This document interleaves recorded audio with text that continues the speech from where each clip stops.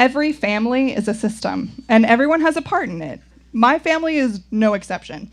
I just didn't understand this whole system thing or recognize what role I played in it until ours blew up, because I blew it up. Here's what that looked like before all that went down, though. My mom, she's the loving drill sergeant.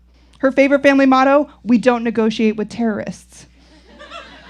And you can substitute terrorists for anyone who disagrees with her. She delegated punishments and chores fairly between her 2 children and her husband, my dad. Yeah, my dad.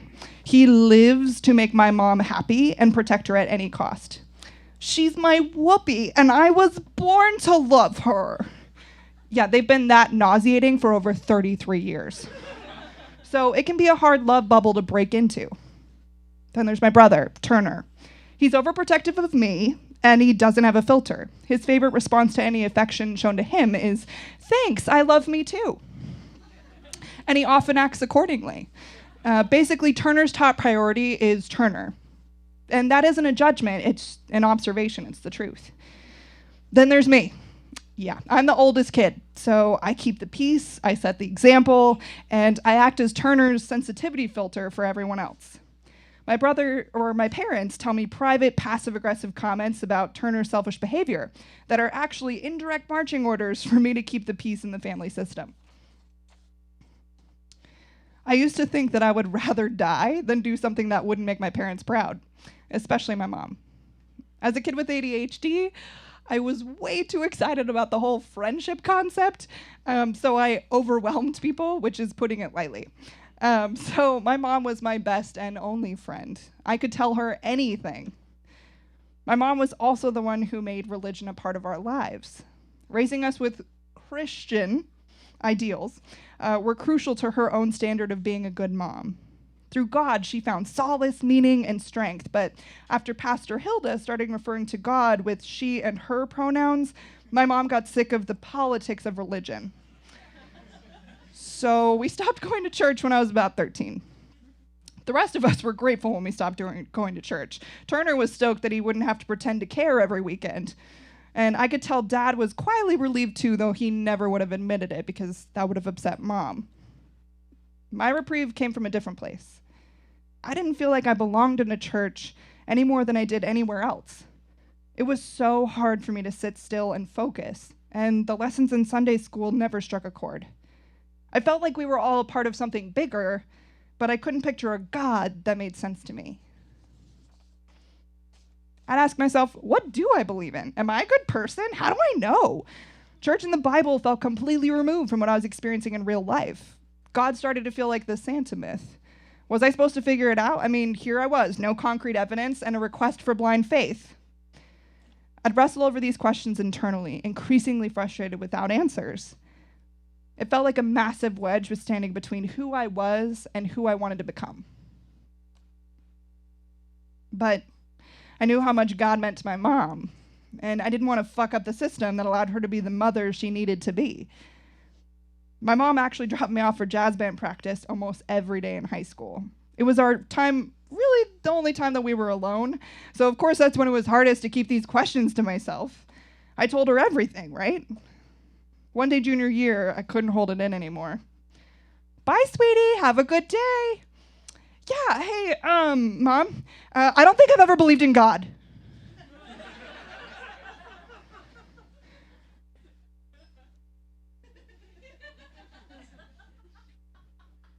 My words seemed frozen, slow motion even, hanging in the air. I wondered if she'd even heard me. Then, as if I'd slapped her, her head whipped away from me, violently facing the window. Fuck. "I didn't want to hurt you. I'm so sorry. Can I take it back? I mean, have you ever had doubts, Mom? Like, I'm really sorry. Can we talk about this?" "Get out." No. I'd push the fuck up button, the destruct button on our whole fragile world. I looked at her pleadingly. "I'm so sorry, Mom. Get out. Just get out." I scrambled out of the car, and she sped away.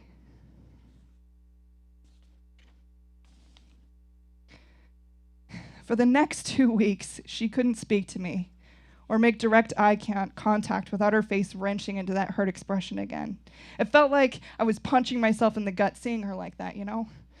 My dad started taking me to school, muttering daily, "Did you think about how this would hurt your mother? So impulsive, you know better than that. Keep these things to yourself." I was the one who cleaned up the messes, not created them.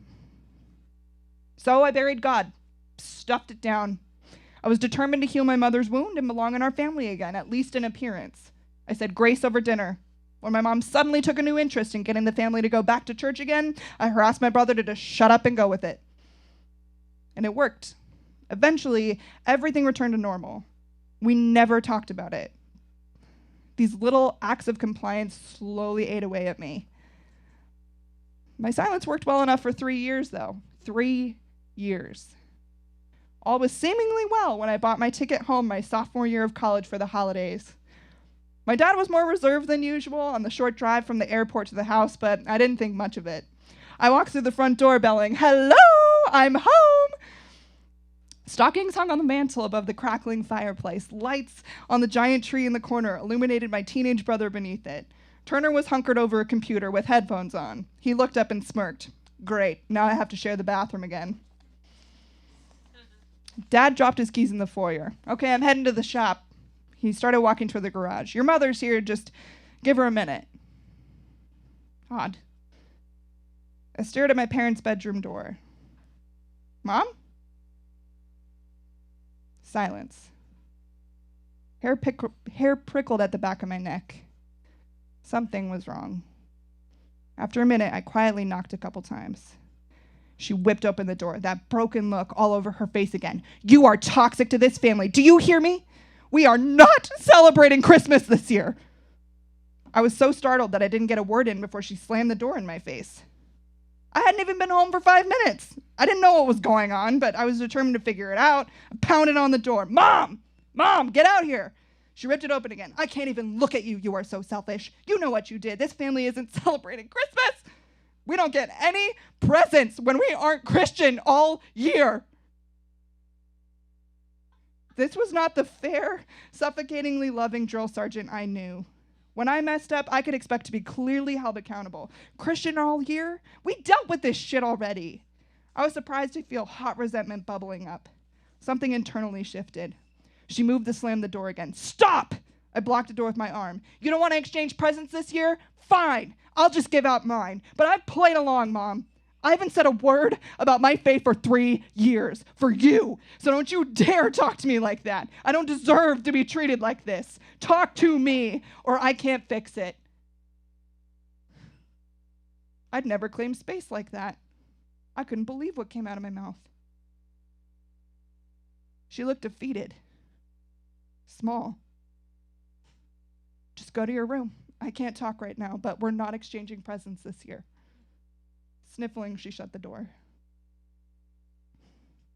Angry, confused, numb, I went upstairs, passing Turner sitting in the living room, still oblivious to the world with headphones and a laptop. I needed escape, so I entered the bliss of technology myself, booting up my computer to check out Facebook. Scrolling mindlessly through my feed, my fingers froze. I stared in shock when my brother's Facebook status came up. "Jesus is a zombie Jew."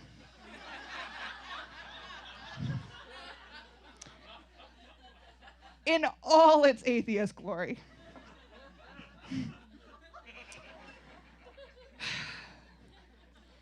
I tried so hard not to laugh at his salty humor. This is classic Turner. But then a sinking feeling in the pit of my stomach came up. He had ignited my mom's powder keg of shame in the most public way possible. Here's the thing. Cleaning up the mess is an invisible labor. A successful job means that no one has to ask me to do it directly, and no one knows there was a mess at all. It dawned on me. This was why my mom had taken it out on me. It was public, on Facebook. Our entire extended family had seen it. I mean, Turner was battling it out with them in the comments. He had opened up my mom's parenting shame for the world to see. And if that wasn't bad enough, there was no way he could have known this, but Turner had punched a 3-year-old festering wound. I told Turner to take down the status. He protested at first, but with enough pointed logic, he saw how it was offensive and begrudgingly deleted it. I wouldn't talk to my brother about the repercussions of his post until years later. As far as I know, my parents never talked to Turner about it. On Christmas morning, the family awkwardly stood around our beautiful tree. I found one giant gift under it with my name. "I thought we weren't exchanging presents this year, Mom," I said. My mom chirped, "What are you talking about? It's Christmas! Of course we are!" I slowly unwrapped a Dyson hand vacuum.